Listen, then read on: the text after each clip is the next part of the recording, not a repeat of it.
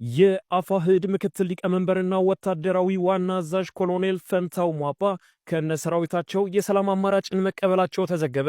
ጤና ይስጥልኝ አድማጮች፣ ላይክ ሼር በማድረግ እንዲሁም የመደመር ምልክቷን በመጫን ቤተሰብ እንደሆኑ ጋብዝኳችሁ። ወደ መረጃው አለፍኩ፣ አብራችሁኝ ቆዩ።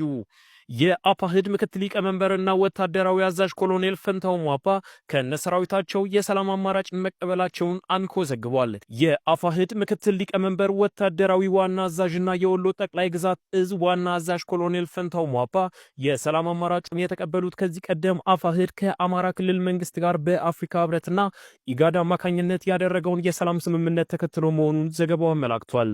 በቅርቡ የአማራ ክልል መንግስት ኮሚኒኬሽን ከአማራ ፋኖ ህዝባዊ ድርጅት አፋሕድ ጋር የሰላም ስምምነት ማድረጉን ማስታወቁም አይዘነጋም። ኮሚኒኬሽኑ በመረጃው ስምምነቱ በአማራ ክልል ርዕሰ መስተዳደር አረጋ ከበደና በአማራ ፋኖ ህዝባዊ ድርጅት አፋሕድ ተወካይ ካፒቴን ማስረሻ ሰጤ መካከል መደረጉን ጠቁሟል። ስምምነቱ የክልሉ መንግስት ለሰላም የሰጠው አማራጭ አንዱ አካል ነው ያለ ሲሆን አክሎም ለቀጣይ የህዝብ ሰላማዊ እፎይታ መሰረት የሚጥል ነው ብሏል።